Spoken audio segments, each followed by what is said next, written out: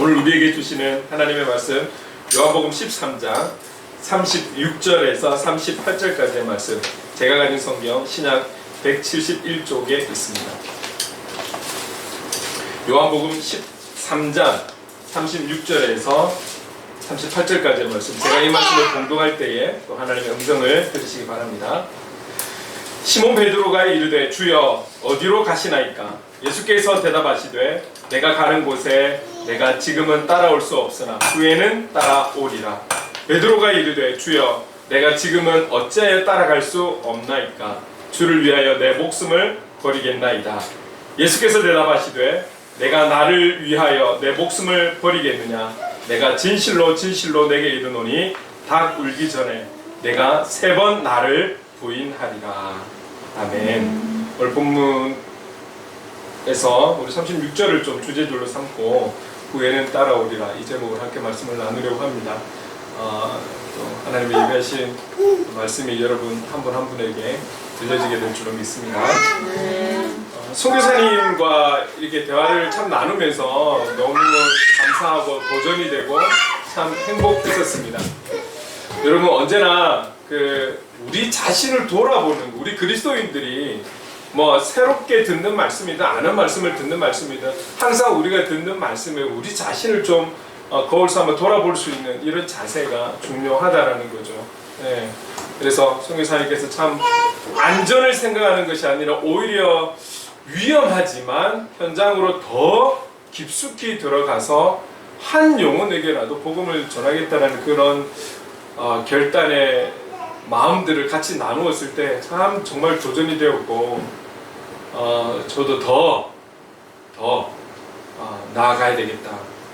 교회를 지키는 것도 중요하지만 교회의 사명이 나가는 거잖아요. 복음을 들고 나가는 거잖아요. 양육해서 파송하는 거잖아요. 이게 교회의 본질인 거잖아요. 그래서 더 제가 지금은 그냥 나눠주면서 예수 믿으세요 하지만 또 때가 되면 하나님께서 관계를 갖게 하시고 또 복음을 전할 수 있는 기회도 또 있지 않겠나 이렇게 싶습니다.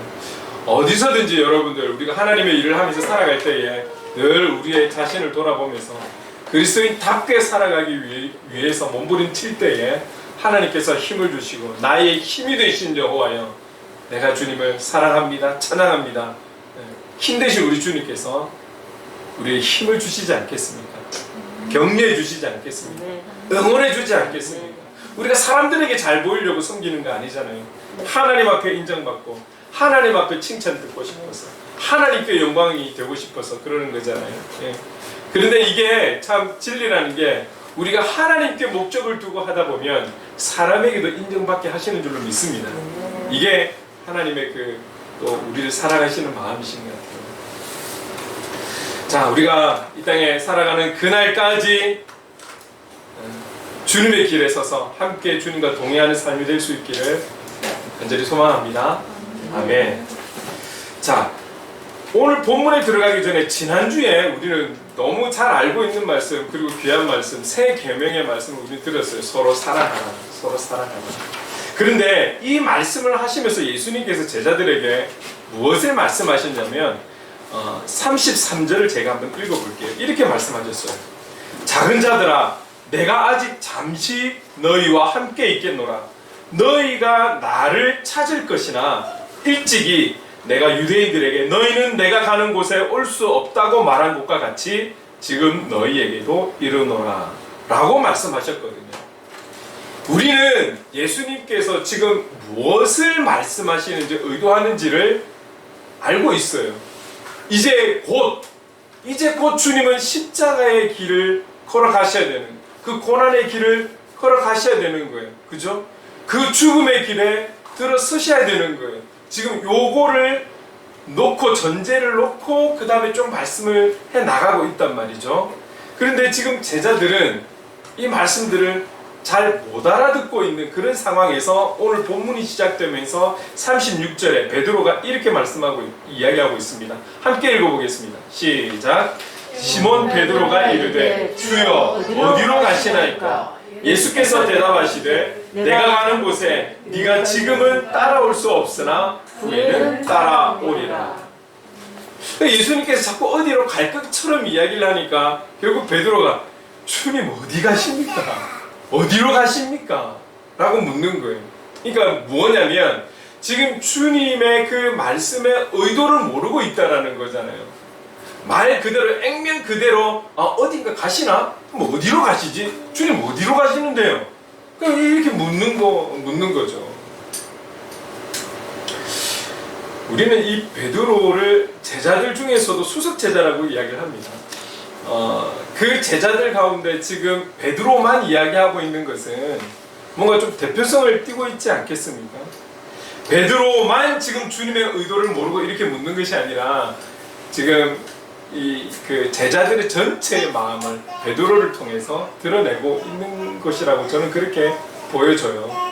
베드로만 모르고 엉뚱하게 이런 질문을 하는 것이 아니라 지금 그 자리에 있는 제자들 전부 다가 주님의 말씀의 의도를 모르고 있다는 거죠.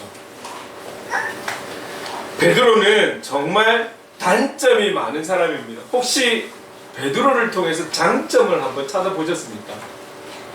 대부분의 우리가 어떤 인물을 놓고 이야기할 때 베드로는 거의 단점을 얘기를 하죠. 그런데 우리가 굳이 장점이라고 한다면 그 장점에 대해서 어떤 단어를 좀 쓸까라고 했을 때 저는 이렇게 이야기하고 싶어요. 열정. 베드로에게는 다른 제자들도 아마 열정이 있었을 거예요. 근데 그들보다 좀 뛰어난 게 뭐냐면 열정이었어요. 자, 그가 갖고 있는 이 열정에 대한 진심은 잘 모르겠습니다. 그 열정의 진심, 그 깊이는 제가 잘 모르겠지만 지금 눈앞에 보여지는 예수님을 향한 열정, 제자로서의 열정은 있는 것 같아요. 있는 것 같단 말이에요. 그 열정이 지금 방금 우리가 읽은 36절 이후에 베드로의 그 열정이 말로서 또 표현되어지고 있는 거예요. 베드로, 너는 지금은 나를 따라오지 못해. 내가 가는 길을 따라오지 못하지만 후에는 따라올 거야. 후에는 따라올 거야. 이러니까 37절에 한번 같이 읽어볼까요? 37절 시작. 베드로가 이르되 주여 내가 지금은 어찌하여 따라갈 수 없나이까? 주를 위하여 내 목숨을 버리겠나이다. 내 목숨을 버리면서까지 당신을 따르겠다라는 이런 고백이 여러분 쉬운 고백일까요? 내 목숨을 버린다라는 고백이 결코 쉽지가 않거든요. 내가 아무리 존경하고 좋아하는 사람이고 내가 그 사람과 함께하고 싶고 따르고 싶다 할지라도 내 목숨을 당신에게 바치면서까지 나는 준비되었습니다라는 이 고백은 쉬운 고백은 아닌 거죠. 결국은 그가 갖고 있는 성품, 기질, 우리가 좋게 표현해서 열정, 생명까지도 준비되어 있습니다라는 이 고백을 지금 베드로가 자기 성품에 맞게끔 하고 있는 거예요. 당신이 어디로 가시든지 저는 준비되었어요. 죽을 준비가 되어 있어요. 각오가 되어 있습니다. 조금 전에도 말씀드렸지만 그 진심의 깊이는 제가 잘 모르겠지만 그 순간 주님 앞에 고백하는 이 고백은 아마 진심이었을 거라고 저는 그렇게 믿고 싶습니다. 여러분, 우리가 베드로의 단점 보면 특히 이 베드로를 향해서 무식하다고 우리는 표현을 하죠. 많은 사람들이 표현합니다. 그래서 우리 세상 사람도 이렇게 이야기하잖아요. 무식이 용감이다. 무식하니까 용감한 거예요. 그러면 베드로를 향해서 무식이 용감이다라고 표현한다면 용감하다라는 것을 우리가 칭찬하기 위한 것입니까? 아니잖아요. 그의 무식함을 비꼬기 위해서 용감이라고 표현하는 것 뿐이죠. 그는 그 정도로 무식한 사람이었습니다. 그리고 충동적인 사람이었습니다. 충동적인 사람. 너는 지금 안 돼. 그러나 나중에는 따라올 거야. 아니 주님, 나는 지금 죽을 각오도 되어 있고 준비가 되어 있는데 어디로 가십니까? 저 따라갈 수 있습니다. 어쨌든 한마디 한마디에 대한 충동적으로 막 고백하는 거죠. 변덕스럽고 흥분도 잘하고, 그래서 그를 다혈질적인 사람이다. 우리는 그렇게 표현을 하고 있습니다. 자, 우리는 성경을 통해서 예수님이 잡혔을 때의 베드로, 예수님이 잡혔을 때의 베드로, 죽음까지도 준비되어 있는 이 베드로가 예수님이 잡혔는 그 현장에서 죽기는커녕 그냥 버리고 도망갔잖아요. 버리고 도망갔잖아요. 예수 그리스도를 향해서 죽기는커녕 오히려 예수님을 부인하고 저주했던 사람이 바로 베드로였습니다. 38절에 예수님께서 말씀하신 것처럼 다 울기 전에 네가 3번 나를 부인하리라. 죽기는커녕 목숨을 걸기는커녕 다 울기 전에 3번이나 그 주님을 배신한 사람인 거죠. 오늘을 사는 우리 그리스도인들이 이 베드로, 이런 베드로의 모습을 보면서 어떤 표현을 할 수 있을까요? 어떤 말을 할 수 있을까요? 베드로를 향해서 직접적으로 우리가 부정적인 말은 하지 않겠지만 이렇게 표현할 수 있지 않을까요? 나는 베드로처럼 저렇게 가볍게 말하고 가벼운 행동은 하지 않을 거예요. 나는 베드로처럼 예수님을 배신하지 말아야지. 저 베드로처럼 함부로 나대며 살지 말아야지. 이렇게 말할 수도 있지 않겠습니까? 물론 오순절 이후에 베드로는 또 다른 변화를 나타낸 그런 사람이기도 하죠. 아마 지금 등장하는 이 베드로의 성품과 기질과 이런 모습을 통해서는 아마 많은 사람들이 그렇게 생각할 수도 있을 것입니다. 본문의 상황 그리고 조금 후에 예수님이 유대인들에게 잡히시고 온갖 멸시와 조롱 그리고 육체적 고통 십자가를 지시고 그래서 못 박혀 죽으시는 시점, 이 시점에서 제자들은 다 도망갔죠. 베드로뿐만이 아니라 모든 제자들이 예수님 버리고 도망을 가버렸어요. 우리 한번 그림을 그려봅시다. 오늘 21세기의 주님의 제자로 살아가기를 원하는 저와 여러분들이 21세기가 아니라 오늘 본문에 있는 현장, 그 현장에 우리가 있다라고 한번 상상을 해봅시다. 그랬을 때 아마 모두는 오늘 본문에 있는 베드로처럼 이런 고백을 하지 않았을까요? 주님, 우리는 끝까지 주님과 함께 할 것입니다. 주님, 우리는 주님과 끝까지 함께 할 것입니다. 어떤 상황과 환경이 온다 할지라도 이 고백을 드리지 않을까요? 우리는 그 주님을 직접적으로 만나지 않았음에도 불구하고 지금도 우리 이런 고백하잖아요.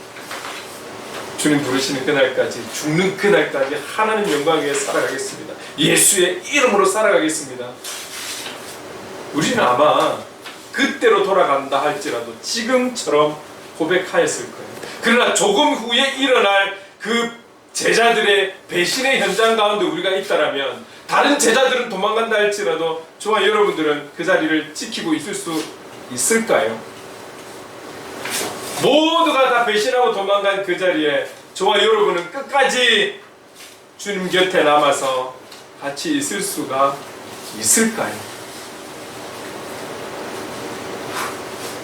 지금의 그리스도인들 그리고 구체적으로는 저와 여러분들이 이 제자들보다 나은 부분이 있을까요? 지난주에는 예를 들면서 손양훈 목사님에 대해서 그래서 사랑과 이렇게 사랑 부분에 대해서 연결해서 이야기했다면 오늘은 또 한 분이 생각이 났는데 누구냐면 주기철 목사님. 주기철 목사님을 잠시 좀 이야기하려고 합니다. 주기철 목사님에 대해서도 여러분들이 잘 알지만 특히 주기철 목사님의 어떤 부분 저는 신사참배와 좀 연결해서 말씀을 나누려고 합니다. 우리 잘 알겠지만 제가 그래도 사진 몇 장 한번 준비해봤어요. 주기철 목사님 그리고 신사참배의 현장의 사진들 몇 장을 준비를 해봤습니다. 신사참배는 우리가 잘 알고 있듯이 일제강점기에 일제가 우리의 신앙과 자유를 억압하기 위해서 신사를 세우고 그 신사에 참배하기 위해서 이것을 강요한 그런 일이 신사참배라는 거죠. 이 보면 일본에서 왕실의 조상 또는 국가의 공로가 큰 사람들을 신격화시켜서 신사를 만드는데 이 사당에 어디에 있든지 간에 이 사당이 있는 방향을 향해서 절을 하는 게 신사참배라는 거죠. 그래서 이 신사참배를 통해서 믿는 우리뿐만이 아니라 이 조선을 정신적으로 지배하고 효율적으로 식민 통치를 이루기 위해서 이 신사참배 운동을 펼쳐갔던 것이죠. 근데 이제 아무래도 우상을 숭배를 하면 안 된다는 우리가 또 교리가 있고 계명이 있기 때문에 아무래도 많이 부딪히는 공동체가 바로 기독교였던 것이죠. 그래서 이 신사참배 거부 운동을 하다가 많은 기독교 학교들이 폐교를 당하게 됩니다. 폐교를 당하게 되고 또 감옥에 간 성도가 한 2,000여 명 정도 되고 이 신사참배 문제 때문에 당시에 이 신사참배 거부로 인해서 순교한 분이 약 50명 정도가 된다라고 합니다. 특히 기독교, 특히 우리 장로교에서는 신앙의 양심과 종교의 자유를 침해하는 이 신사참배에 처음에는 강력하게 반대했지만 그 반대에 일본도 더 강력하게 무력으로 나오니까 개인적으로나 또 교회적으로 여기에 타협하며 가기 시작했던 것이죠. 이 신사참배 운동에 가장 강력하게 반대했던 분들 중에 한 분이 바로 주기철 목사님이었던 것입니다. 이분은 1938년에서 1944년까지 약 7년이라는 시간 동안 5번이나 감옥살이를 했어요. 근데 이 7년 동안 5번의 감옥살이 그 기간이 5년 4개월 정도 감옥에 있었던 거예요. 거의 뭐 감옥에 있다시피 했던 것이죠. 그래서 이 옥중 생활하면서 고문을 받게 되는데 우리가 잘 알고 있듯이 또 뭐 영화나 책을 통해서 보고 들었지 않습니까? 몽둥이 찜질, 채찍질, 쇠못 밟게 하고 거꾸로 매달아서 입과 코에 고춧가루 뿌리고 발바닥을 때리고 손톱을 뽑아버리고 그 뽑힌 자리에 바늘로 쑤시고 찌르고 이런 상상할 수 없는 우리가 생각만 해도 막 몸서리치는 그런 고문들이 계속해서 주기철 목사님에게 주어졌지만 이 짧지 않은 시간 동안 이런 고문을 계속해서 받았지만 끝내는 신앙적 변심을 하지 않는 죽음으로 신앙적 변심을 하지 않는 그런 목사님으로 우리는 잘 알고 있습니다. 그런 고문을 받음에도 불구하고 다시 감옥으로 들어올 때는 얼굴에 평온의 얼굴로 감사 찬양을 늘 불렀다라고 그렇게 전해 내려오고 있습니다. 주기철 목사님은 당시에 명설교가로도 유명한데 아주 유명한 한 단어 주기철 목사님 하면 딱 떠오르는 단어가 있는데 이 설교에서 이 단어가 나왔다라고 합니다. 마지막 형무소에 갇히기 직전에 자택에서 설교를 하게 되었는데 그 내용 중에 이런 문장이 있어요. 우리 주님 날 위해 십자가 고초 당하시고 십자가 지고 돌아가셨는데 나 어찌 죽음이 무섭다고 주님을 모른 채 하리이까. 오직 일사각오가 있을 뿐입니다. 그래서 우리가 주기철 목사님 하면 일사각오 정신, 일사각오의 신앙관 늘 떠올리게 되죠.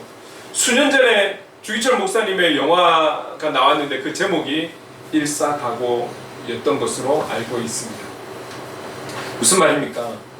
자신에게 주어진 사명을 완수하기 위해서 그리고 그에게 주어진 그 믿음을 끝까지 지켜내기 위해서 목숨은 하나잖아요. 한 번이잖아요. 이 한 번의 목숨을 버릴지언정 예수님을 하나님을 버릴 수 없고 믿음을 지키겠다라는 그래서 죽기로 마음을 단단히 먹는 이 자세, 이 각오, 이 결단이 바로 일사각오라는 것이죠. 이런 중심을 갖고 계셨던 목사님인 것이었습니다. 우리가 기독교 역사로 볼 때는 이 신사참배는 참 굴욕적이고 패배적이고 타협한 그런 사건으로 보고 있습니다. 자, 그렇다면 주기철 목사님을 비롯해서 약 50명의 순교자들은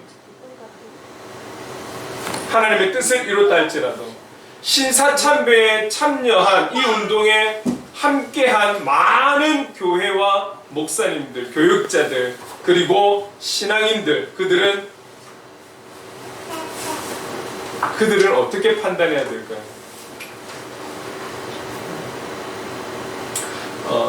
오늘 저와 여러분들이 그들을 향해서 판단할 자격이 있을까요?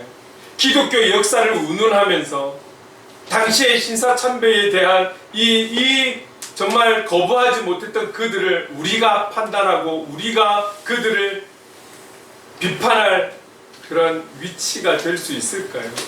조금 전에 우리가 제자를 놓고 이야기했듯이 우리가 그 현장에 있었다라면 신사운동, 이 신사참배의 운동 때에 우리가 그 자리에 있었다라면 오늘 저와 여러분은 어떠했을까요? 일사가구의 마음을 가지고 끝까지 지켜낼 수 있었을까요? 우리가 너무나 잘 알고 있는 지금은 돌아가신 존경하는 서울 영락교회의 담임 목사님이셨던 한경직 목사님, 이분도 신사참배에 동참하셨던 분이죠. 많은 후대들이 이 목사님을 존경하잖아요. 그렇다면 신사참배 거부하지 못했던 목사님이라고 우리가 그를 판단해야 될까요? 우리는 베드로라 할지라도 신사참배에 동참한 그들도 다 도망간 제자 그 누구라 할지라도 우리가 비판하고 판단할 자격은 없는 거죠. 이렇게 말할 수 있어요. 죄인이 죄인을 어떻게 판단할 수 있을까요?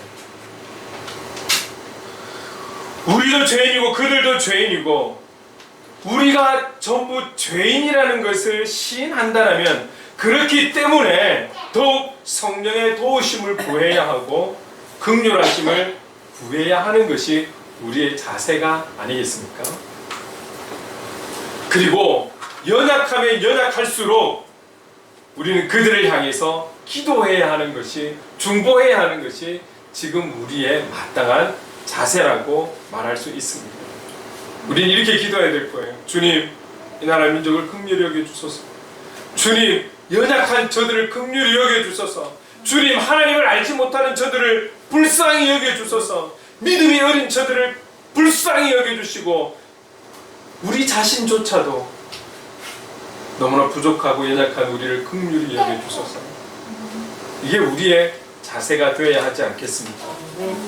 상대가 연약할수록, 부족할수록, 왕따 받을수록, 외면당하는 영혼일수록 우리는 그들을 향해 나아가고 서로 사랑하라고 말씀하신, 내가 너희를 사랑한 것 같이 사랑하라고 말씀하신 그 사랑을 실천해야 하지 않겠습니까? 우리는 누구를 외면할 자격도 없는, 왕따시킬 자격도 없는 우리는 동일한 죄인이라는 것을 우리는 인정하고 우리의 입으로 시인해야 하는 거예요. 그렇다면 어떤 죄인이라 할지라도, 어떤 범죄자라 할지라도 그들이 법적인 판단에 따라야 하는 것은 맞지만 그 영혼은 우리가 포기해서는 안 된다는 거죠. 그래서 이런 분들 있잖아요. 교도소 사역을 하시는 분들이 계신 거죠. 그들은 법에 마땅한 벌을 받고 있는 자들이에요. 그리고 세상적으로는 너무나 많은 사람, 아니 모든 사람들에게 외면을 받고 있는 자들이죠. 그러나 그리스도인은 달라야 되는 거예요. 그래서 그들은 교도소 사역을 하는 거죠. 거기에 가서 다른 걸 전하는 게 아니잖아요. 예수 그리스도의 사랑을 증거하고 복음을 증거하는 거예요. 그 일을 하는 거예요. 얼마나 귀한 것입니까? 그게 정말 예수 그리스도의 사랑 아닐까요? 그게 정말 오늘의 제자로 살아가는 저와 여러분이 살아가는 어떤 모습, 중심이 되어야 하지 않겠습니까? 오늘 저와 여러분은 우리에게 주어진 현장에서 계속해서 몸부림치며 가슴을 치면서 회개하고 예수 그리스도의 이름으로 용기를 가지고 담대함으로 세상을 향해 나아가야 할 것입니다. 그럴 때에 우리의 도움이 되시는 여호와를 경험할 것이고 신앙적 성숙을 경험하게 될 줄로 믿습니다. 오늘 본문에서 소망을 가지게 된 것은 예수님께서 베드로에게 하신 말씀, 자 36절 제가 한번 이 부분을 읽어볼게요. 내가 가는 곳에 네가 지금은 따라올 수 없으나 후에는 따라오리라. 오늘 본문을 묵상하면서 후에는 따라오리라, 이 말씀이 왜 이렇게 감동이 되었는지, 전에는 그냥 무조건 넘어갔던 부분이었는데 후에는 따라오리라. 여러분, 베드로를 우리가 잘 알잖아요. 오늘 본문의 내용뿐만이 아니라 이후에 일어나는 베드로의 변화, 예수님께서 죽으셨어요. 아니 죽기 직전에 3번 부인을 하고 나서 예수님과 눈이 마주치고 뛰쳐나가고 막 울어버리잖아요. 그때 베드로 마음이 어땠을까요? 그리고 예수님께서 결국 십자가에 못 박혀 죽으시고 그 죽으신 후에 제자들이 모여서 한숨만 쉬고 있는, 문을 다 닫고 사람들이 혹시나 볼까봐 그렇게 숨졸이며 지내고 있던 그들, 그 상황 속에서 부활하신 주님을 인격적으로 다시금 만나게 된 베드로, 그리고 이후에 약속하신 성령이 오셔서 오순절을 맞고 난 이후에 베드로는 완전히 변화된 사람이 되었다는 것을 우리는 잘 알고 있습니다. 변하지 않을 것 같은 그 베드로가 결국 오순절 이후로 변화되었는 거죠.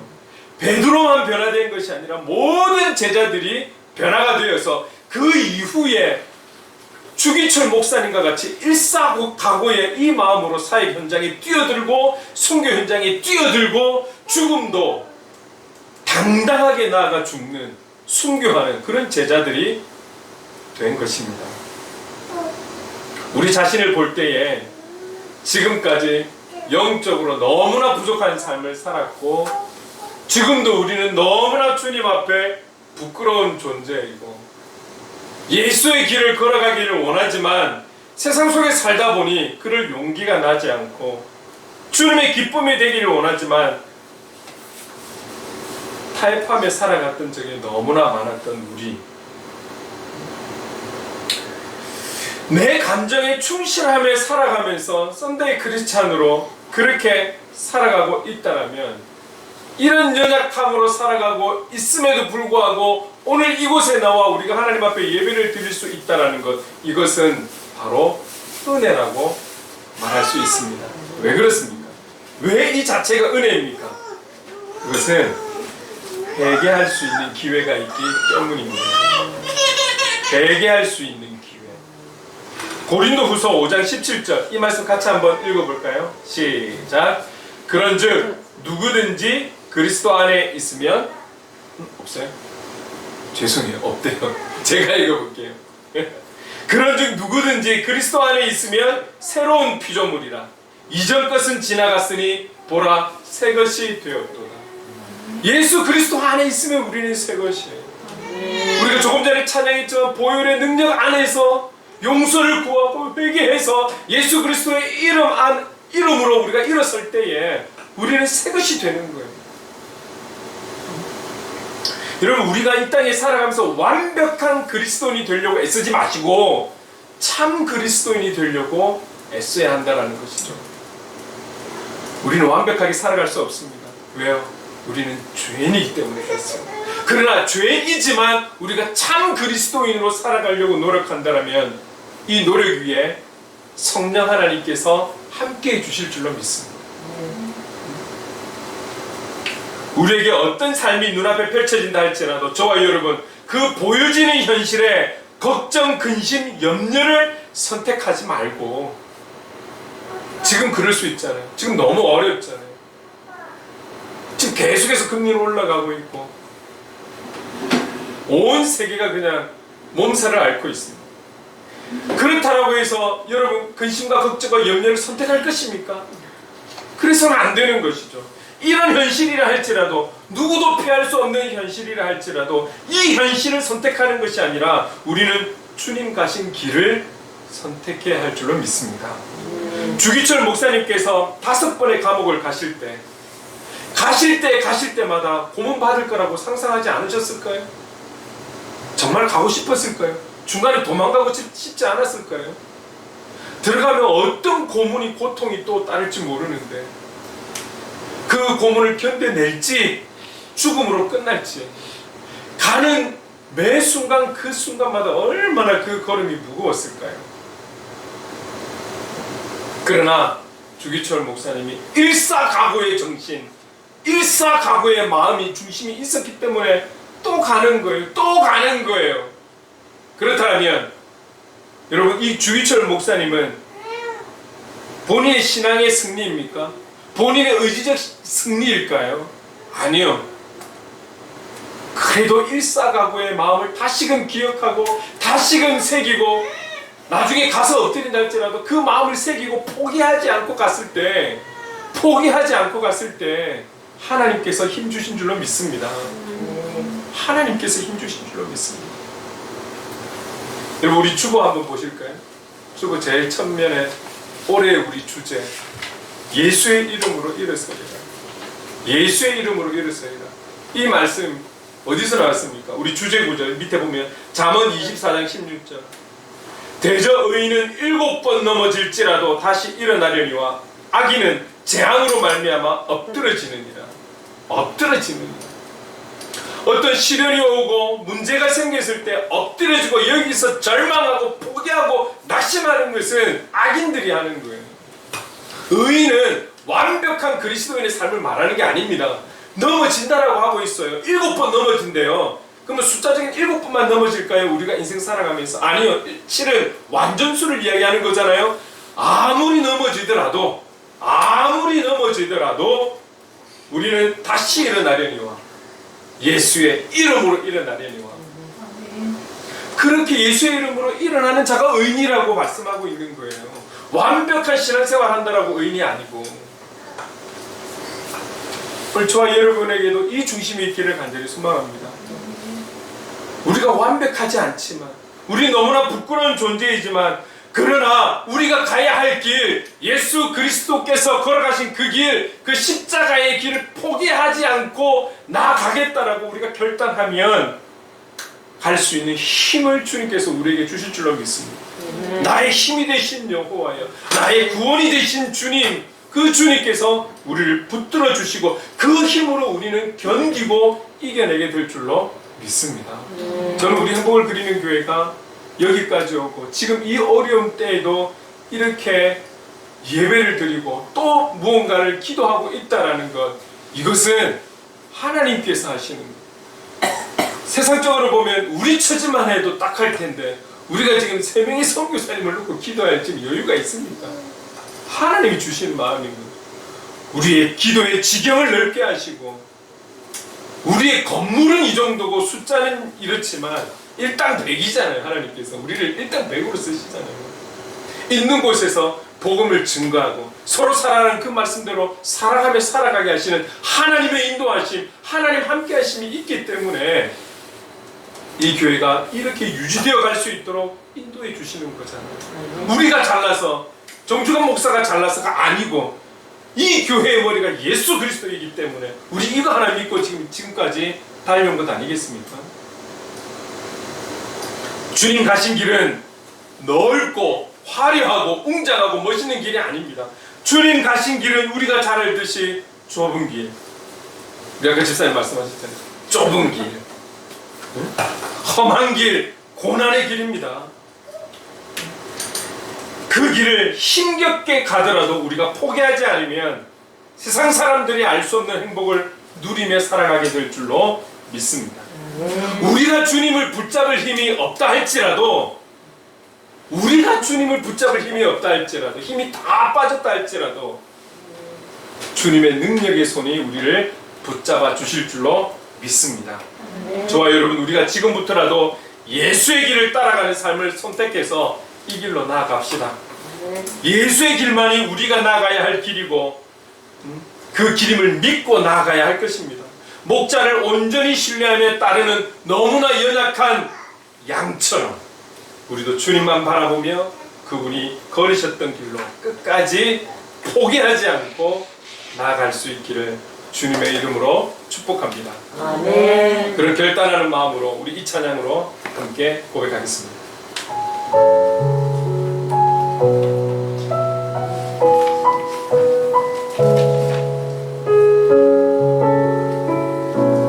함께 찬양하겠습니다.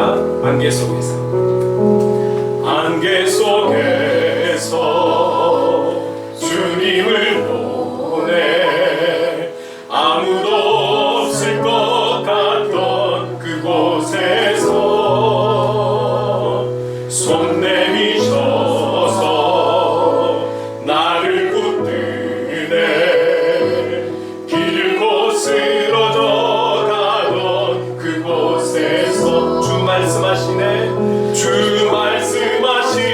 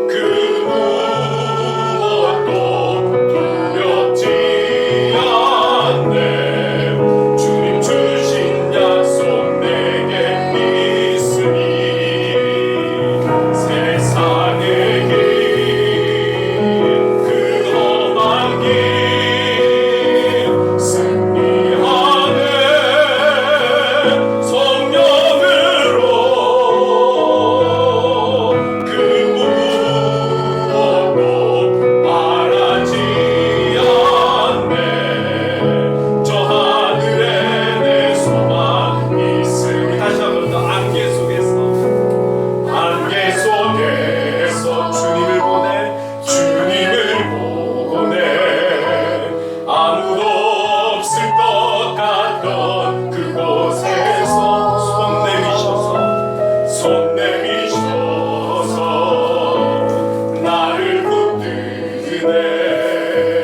길고 쓰러져 가던 그곳에서 주 말씀하시네.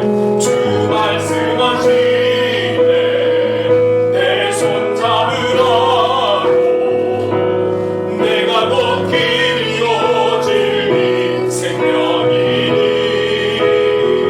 나 그 길 보내. 주 예비하시고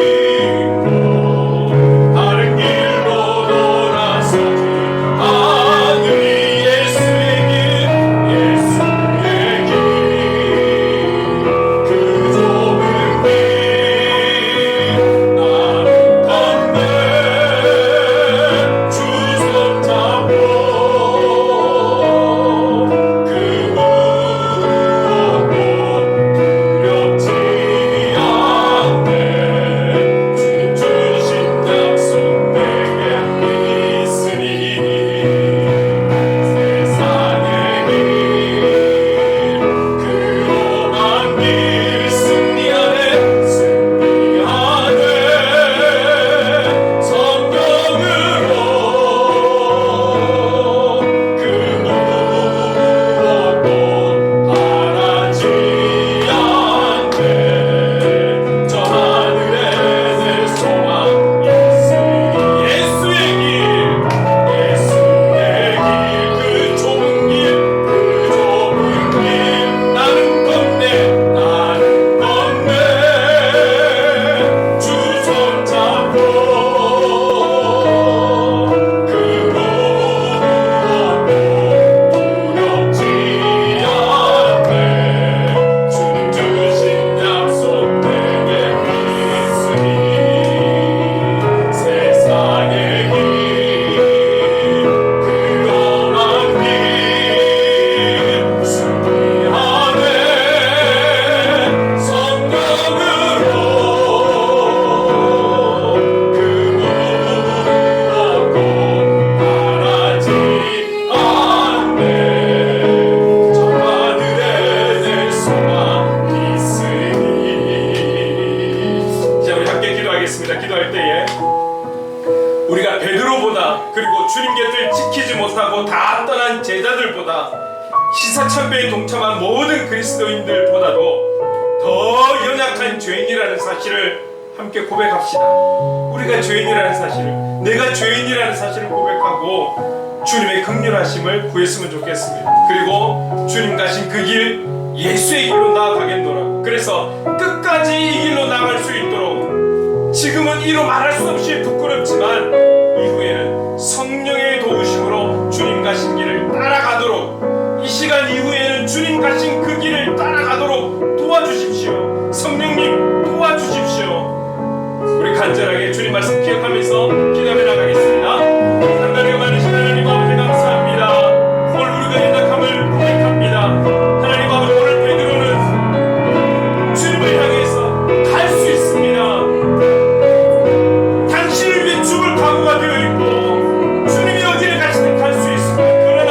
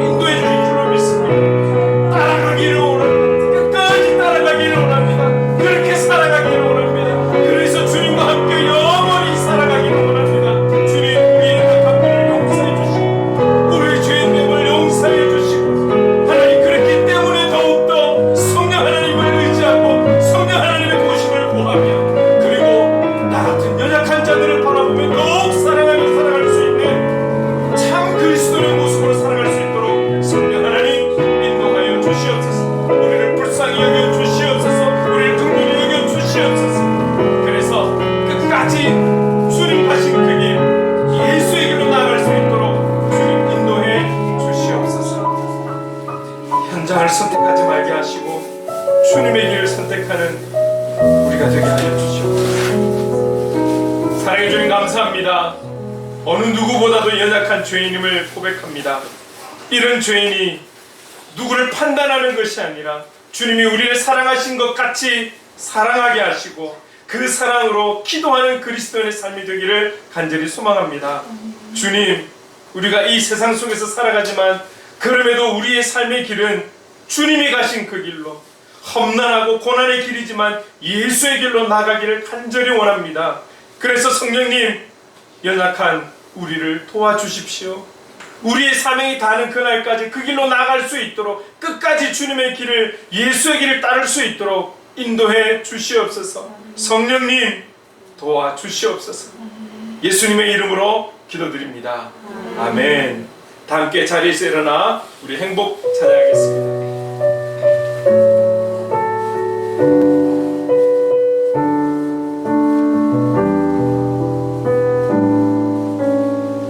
화려하지 않아도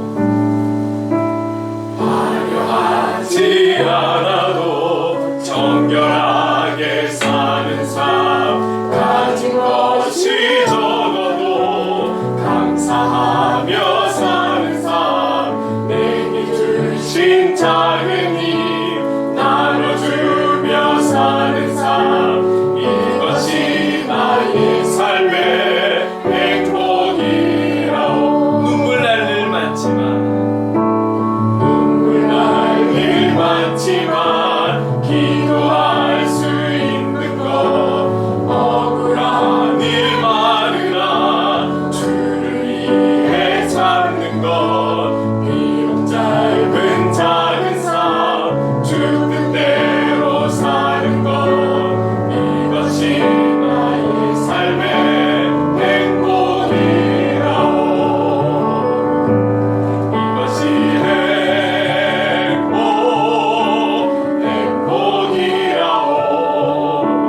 세상은 알 수 없는 하나님 선물, 이것이 행복이라오. 하나님의 자녀로 살아가는 것, 이것이 행복이라오.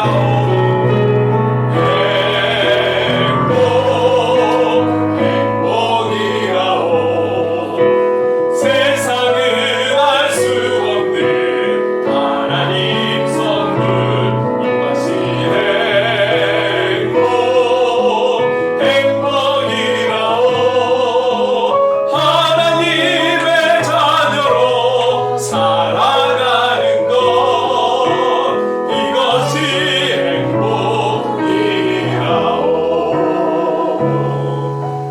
이것이